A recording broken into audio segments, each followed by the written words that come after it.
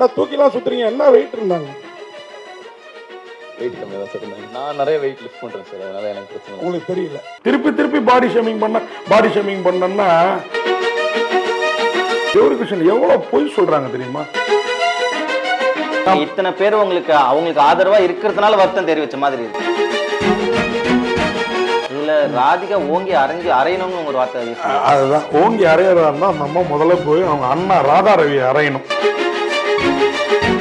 இல்ல அவங்க ட்ரிகர் ஆன பாயிண்ட் வந்து நீங்க சொல்றது ஒபிசிட்டி ப்ராப்ளம் இருக்கு அவங்களுக்கு மார்க்கெட். நீங்க திருப்பி நீங்க தான் இப்போ உங்களை மாட்டி விட பாக்குறீங்க. நான் இப்ப சொன்ன அதையும் சர்ச்சையாக்கி என்ன வந்து மீடியா விட்டு காலி பண்ற பிளான் இருக்கு பாருங்க, அது சக்சஸ் ஆயிடும். இவங்களை பார்த்து எப்படி கும்பிடுறது, கூப்பிடதான் முடியும் அப்படின்னு சொன்னவர் அவரு. நான் என்னையா கேட்டேன், அப்படி என்னையா தப்பா கேட்டேன்? எனக்கு கண் கலங்காதா?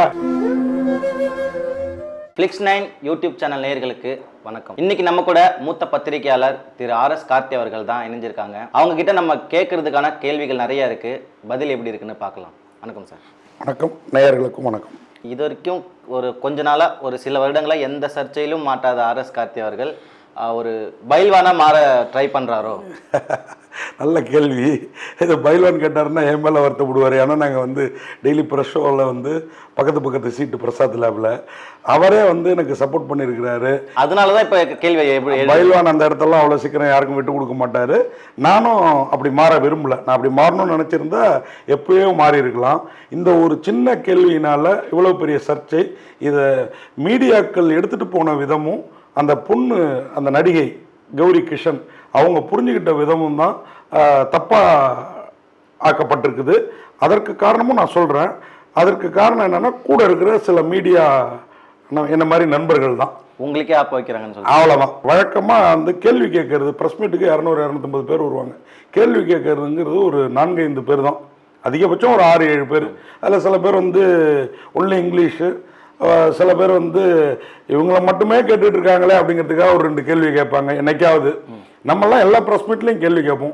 ஏன்னா நம்மளை கூப்பிட்றதே அதுக்காக தான். ஒரு படத்துக்கு வந்து இவங்க கேள்வி கேட்டு அது ஏதாவது ஒரு பப்ளிசிட்டி ஆகிடாதா, இந்த படத்துக்கான மாதிரி இல்லை, பொதுவாக ஓரளவு ஆகிடாதா அப்படின்னு சொல்லி பார்ப்பாங்க. அதுக்காக தான் நம்மளை ப்ரெஸ் மீட்டில் நம்மளை கூப்பிடுறது.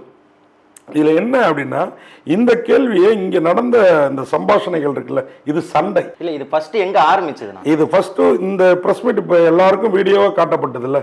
இதுக்கு ஒரு 4 நாட்களுக்கு முன்னாடி ப்ரொமோஷன் ப்ரெஸ் மீட், அதாவது முன்னாடி ரிலீஸ் ஈவெண்ட்னு சொல்லுவாங்கல்ல, அந்த மாதிரி பிரசாத் லேப்ல வேற ஒரு ஹாலில் நடந்தது. மெயின் தேட்டர் அதுதான், அங்கே தான் எப்போதும் நடக்கும். பிரசாத் லேப்ல மாதிரி நமக்கும் மைக் கொடுத்து உள்ளுக்குள்ளார நடக்கிற ப்ரெஸ் மீட் மாதிரி அவங்களுக்கும் மைக் கொடுக்குற ப்ரெஸ் மீட்டில். அதனால தான் நான் அவ்வளோ ஆக்ரோஷமாக அங்கே கத்திக்கிட்டு இருக்கிறேன். ஏன் கத்துறேன் அப்படின்னா, இதுக்கு முன்னாடி நடந்த 4 நாளைக்கு முன்னாடி நடந்த அந்த ப்ரெஸ் மீட், அதை ஒட்டி இந்த கௌரி கிருஷ்ணன் பேசின பேச்சு அவங்க அந்த இடத்துல ரியாக்ட் பண்ணல. அப்போ அந்த இடத்துல சிரிச்சிட்டு இருக்காங்க. அந்த வீடியோ உங்களுக்கு தரேன், தயவு செய்து அதை ஒளிபரப்புங்க. என் பேட்டியை விட அதுதான் ரொம்ப முக்கியம். இம்பார்ட்டன்ட் பாயிண்ட் வந்து, இன்னைக்கு ஹீரோயின்னாலே படத்தில் வந்துட்டு அவங்க ஹீரோக்கு பேரன், அது அது சொசைட்டிலையும் அது அவங்களோட ரோல் கிடையாது. they have much more than just a partner. So அதனால் அவங்க கரியர் ஓரியன்டாகவும் இந்த படத்தில் வந்துட்டு சார் எழுதியிருந்தது ரொம்ப பியூட்டிஃபுல்லாக இருந்துச்சு. நான் அந்த விதத்தில் தான் சொன்னேன். என் 2 பேரும் எனக்கு அக்கா மாதிரி. ஸோ பார்த்துக்கலாம் sir. Hero sir, sir hero sir, sir hero sir அக்கா மாதிரி சொல்லிட்டீங்க சார். எங்கன்னு பார்த்துக்கலாம் சார். அக்கா மாதிரி சொல்லிட்டீங்க சார். இருந்தாலும் அவங்க ஹீரோயின்னா அப்படி ஃபுல்லாலாம் வரமாட்டாங்க அப்படிங்கிற மாதிரி டைரக்டர் சொன்னார். ஆனால் படத்தில் பார்த்தீங்கன்னா அந்த பாட்டு ஒரு பாட்டு பாதியிலே முடிச்சிட்டிங்க. ஆனால் தூக்கிலாம் சுற்றுறீங்க, என்ன வெயிட் இருந்தாங்க? வெயிட் கம்மியாக தான் சார் இருந்தாங்க. நான் நிறைய வெயிட் லிஃப்ட் பண்ணுறேன் சார், அதனால எனக்கு பிரச்சனை இல்லை. உங்களுக்கு தெரியல. இடைப்பட்ட நேரத்தில் என்ன நடந்தது? அதுதான் என்னுடைய சக பத்திரிகையாளர்கள் அவங்க என்னை வந்து போட்டியாக்குறது, ஜெலசி சொல்லுவாங்கல்ல, இவனை மாதிரி நம்மளால கேள்வி கேட்க முடியலையே. நான் இது வந்து தற்பெருமை பேசுகிற மாதிரி தான் இருக்கும். நான் 32 வருஷம் பத்திரிகையாளர், 71 வருஷம் சினிமா பத்திரிகையாளர் சங்கத்துக்கு செயலாளர். நான் இன்னும் கொஞ்சம் சில இடத்துல கூட பேட்டி கொடுத்தா நான் ரொம்ப உடச்சி சொல்லலை. இப்போ நேற்று ஒன்று பார்க்குற ஒரு சேனல் பேர் சொல்லாமல், ஒரு யூடியூப் சேனல் யூடியூப் ப்ரூட்டஸ்ன்னு 2 பேர் பேசுகிறாங்க. அவருடைய பல்லு, அவருடைய முகத்தெல்லாம் அவர் கண்ணாடியில பாக்குறாரா தெரியல. நம்மள வந்து இல்ல தலைவா, அவர் என்ன பண்ணிருக்காங்க. அதுல நீங்க கமெண்ட்ல வந்து நேயர்கள் வந்து என்ன பாடி ஷேம் பண்றது நான் வந்து தப்பா சொல்லல.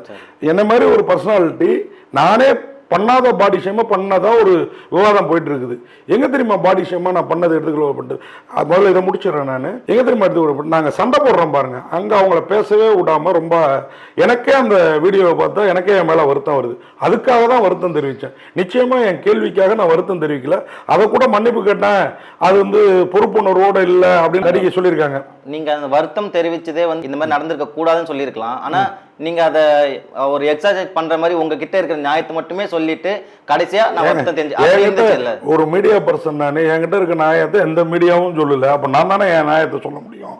என்னை வந்து என்னன்னா இன்னைக்கு தான் தெரியுது ரஜினி ஏன் மீடியா டாக்ஸ்ன்னு சொன்னாரு அப்படின்றது. ஏன்னா ஒரு மீடியா பர்சன்ட்டே ஒரு விளக்கம் கேட்டு போடாதவங்க, ஒரு விளக்கம் கேட்டு பிரஸ் கிளப் எப்பங்க நடிகர் சங்கமா மாறிடுச்சு? தென்னிந்திய நடிகர் சங்கம் தனியா சொல்லியிருக்காங்க. அதான் சார், நடிகர் சங்கம் சரி தனியா சொல்லியிருக்காங்க. அம்மா சொல்லியிருக்குது, கேரளா அம்மா அமைப்பு நடிகர் சங்க அமைப்பு சொல்லியிருக்குது.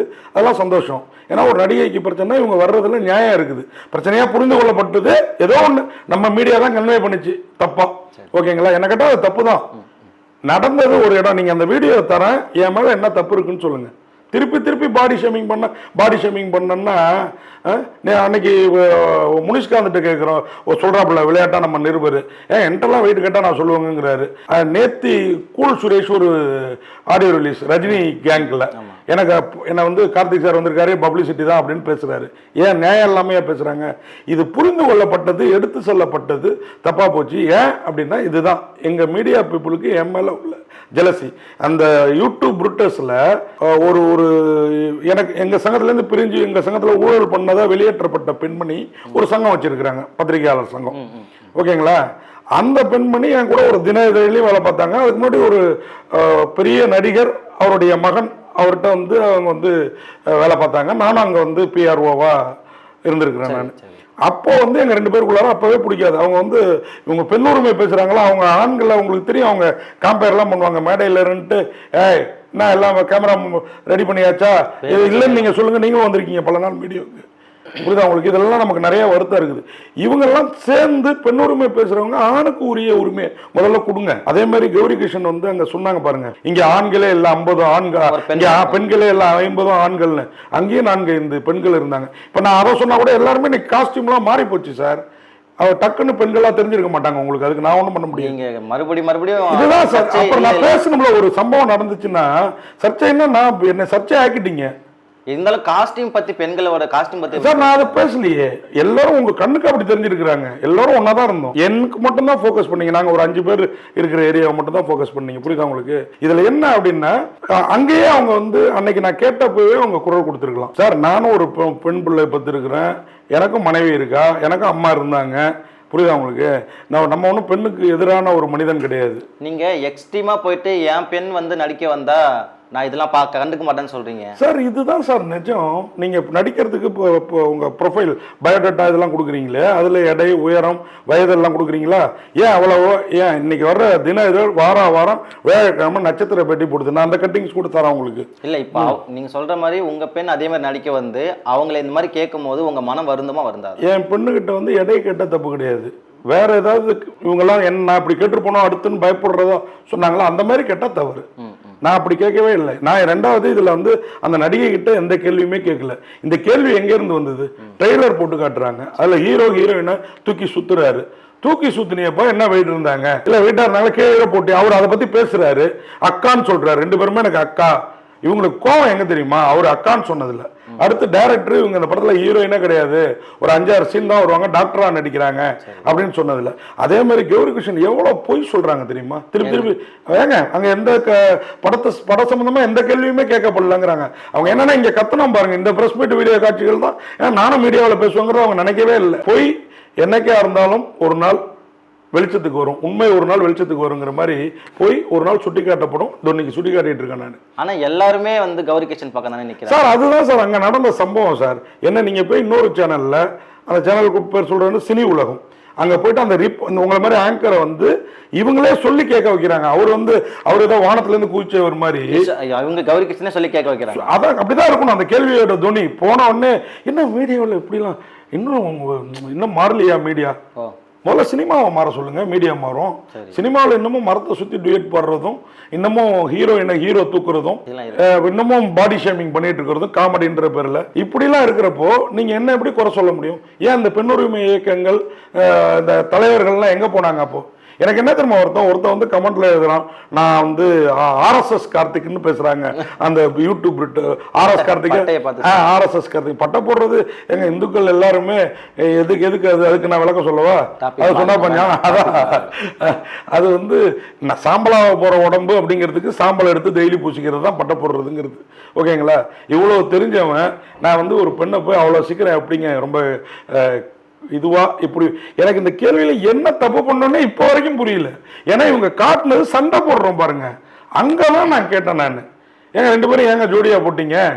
அதுவும் இவங்களெல்லாம் பேச விட்டு இதே எனக்கு கண்டனம் தெரிவிச்சிருக்கிற இன்னொரு சாரார் இந்த யூடியூப் புட்டஸ்ல பேசினதா சொல்றானே, அறிவார்ந்த கேள்விகள் அவங்க சங்கத்துல இருக்கவங்க, அவங்க சங்கத்துல ஒருத்தரும் கேள்வியே கேட்க மாட்டாப்ல.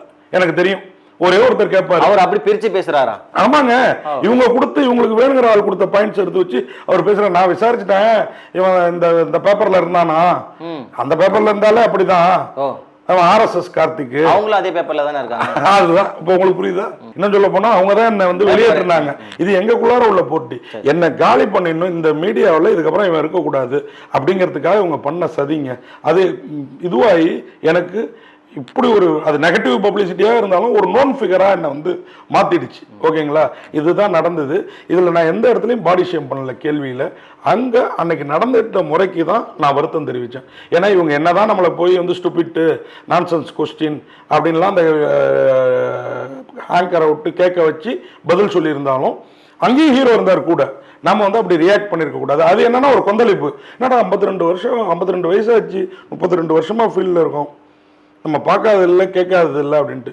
நீங்கள் நான் இதை திருப்பி சொல்கிறதுக்கு எங்கே எனக்கு இது வந்து பின்னாடி இவங்க இருக்காங்க மீடியா ஆட்களே அப்படின்றது தெரிஞ்சுன்னா, எனக்கு இந்த டிவிலெலாம் ஒரு வீடியோ மட்டும் எடுத்து போட்டப்போ கூட எனக்கு வரல, பழைய வீடியோ போடாமல் நடிகர் சங்கம் அறிக்கை விட்டது பாருங்க. அதான் கேட்க வராங்க. ரொம்ப ஒரு எல்லாருமே வந்து கௌரி கிச்சனுக்கு ஆதரவா தான் பேசியிருக்காங்க.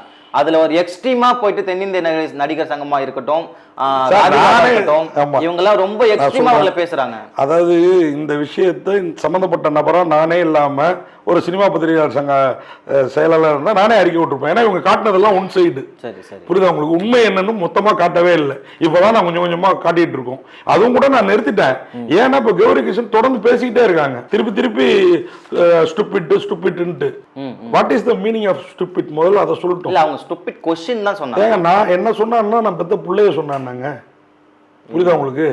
இதுக்கு நீங்க இதுதான் பத்திரிகையாளர்கள்ட்ட, நீங்க நானும் பத்திரிகையாளர் தானே, நீங்க எப்படி வாதம் வருவீங்களோ நான் வருவேன்ல.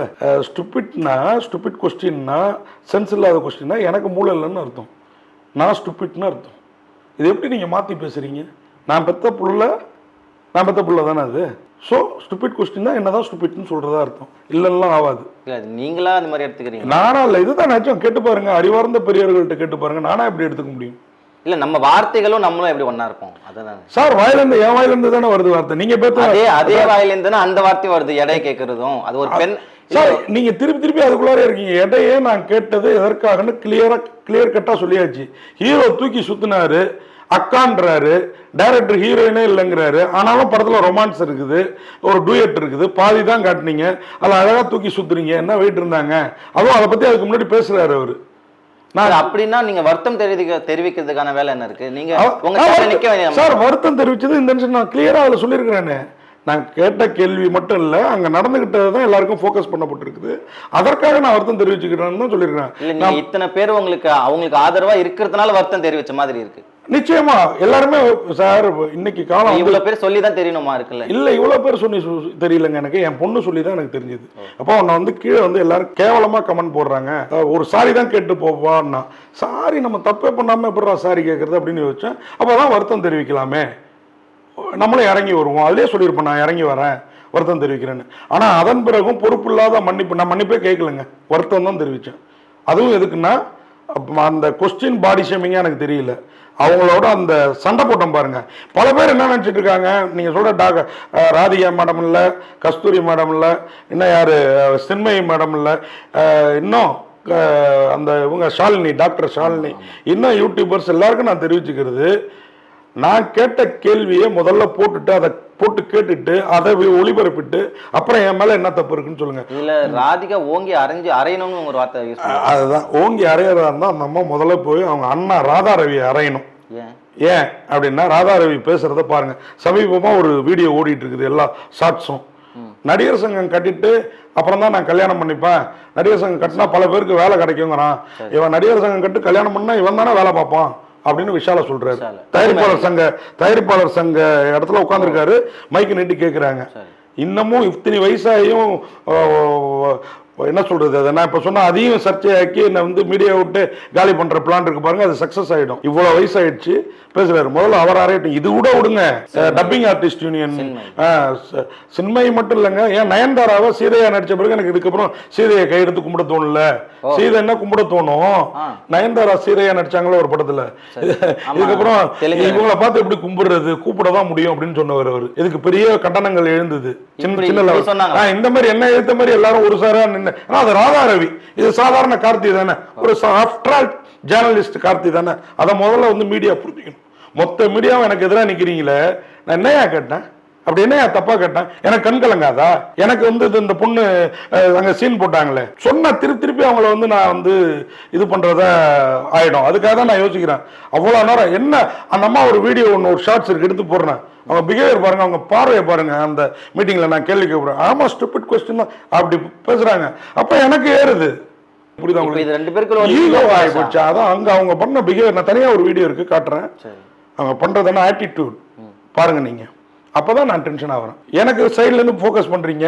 நான் பொதுவாகவே அந்த இன்னொரு யூடியூப் புட்டை சொல்றேனே, நான் ஒரு 8 மாசத்துக்கு முன்னாடி அந்த தாடியோட இருந்தேன், அல்குய்தா லுக்ல.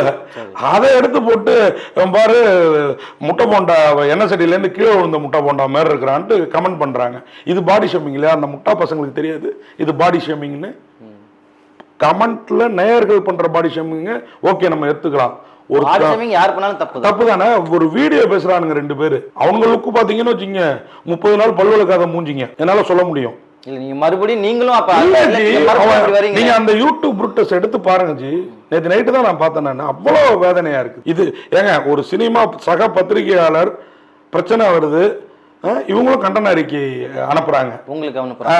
இதே அதுல ஒருத்தர் இருக்காரு செயலாளரா, அவர் ஒரு ஷோவே ஒரு பிஆர்ஓ ப்ரொடியூஸ் பண்ணாரு. தனி மனித தாக்கம் இல்ல அந்த படத்தை போடாம மன்னிப்பு கேளுனாரு. சாதாரண ஒரு மேட்டருக்கு நீங்க மீடியாவில கேட்டு பாருங்க. ஒன் சைடா இருந்து பேசக்கூடாது சார், அதுதான் என்னுடைய வேதனை. இதுல ராதிகா அரையறதா இருந்தா முதல்ல அவங்க அண்ணன் அரையட்டும். குஷ்பு பேசுறாங்க. குஷ்பு இட்லிங்கிறதே பாடி ஷேமிங் தானுங்க. இவ்வளவு நாள் எப்படி பொறுத்துட்டு இருக்கீங்க? ஏன் அதை பத்தி கருத்து தெரிவிக்கல? அதுக்கு ஏன் தடை, கோர்ட்டுக்கு போய் அதுக்கு தடை வாங்க வேண்டியது? ஆமா, குஷ்பு இட்லிங்கிறதே அவங்களுடைய உருவத்தை வச்சு தானே. குஷ்பு இட்லி சாதாரண இட்லி மாதிரி இருக்காது, பாத்திருக்கீங்களா? அதுவே பாடி ஷேமிங். பேருக்காக இல்ல, அவங்களோட உடல் எடைக்காக தான் அந்த பேரு. அது பாடி ஷேமிங். ஏன் நீ கோர்ட்ல கேஸ் போடல? Why you silent?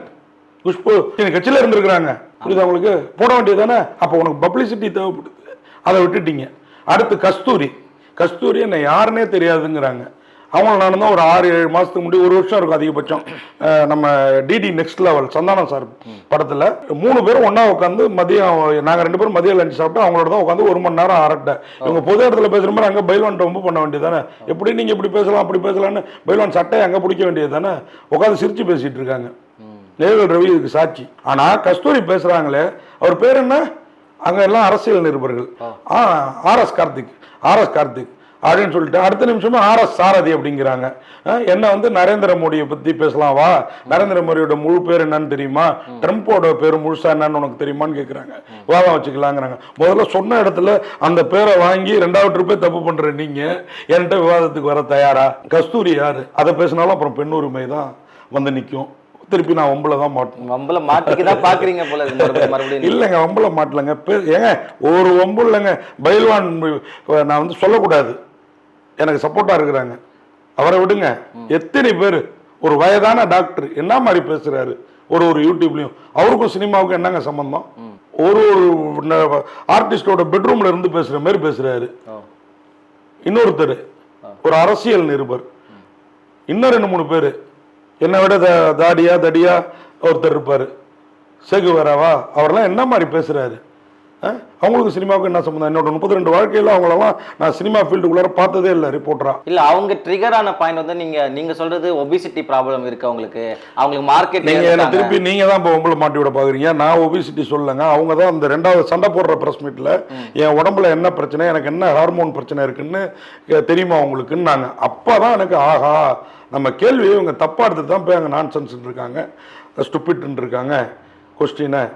நம்ம வந்து எனக்கு அவங்க உருவம் பெருசாவே தெரியலங்க, ரொம்ப கியூட்டான ஹீரோயினா தெரிஞ்சாங்க. ஓப்பனா சொல்றேன் நான். இப்பயும் அப்படி தெரியுறாங்க, இப்பயும் அப்படித்தான் தெரியுறாங்க. இன்னும் அழகுதாங்க என்னைக்கா இருந்தாலும். அது வந்து நான் வந்து அவங்கள வந்து அப்படிலாம் குறைத்துலாம் சொல்ல, படத்துலயும் நல்லா தான் நடிச்சிருந்தாங்க. சும்மா பிடிக்கல. நான் 3 ரிவ்யூ கொடுத்துருக்கேன் அந்த படத்துக்கு, இது வீடியோ ரிவ்யூ என் சேனல் உட்பட.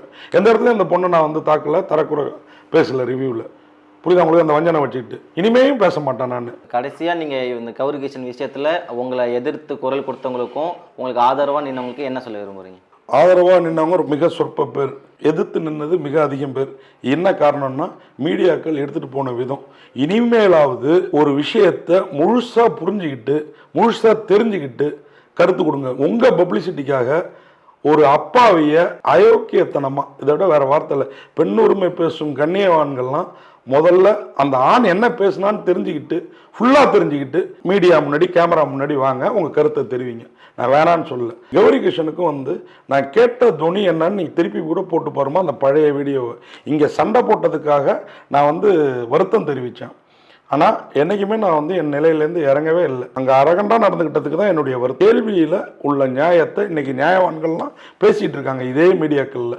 அதை சரியாக பாருங்கள் எல்லாரும்.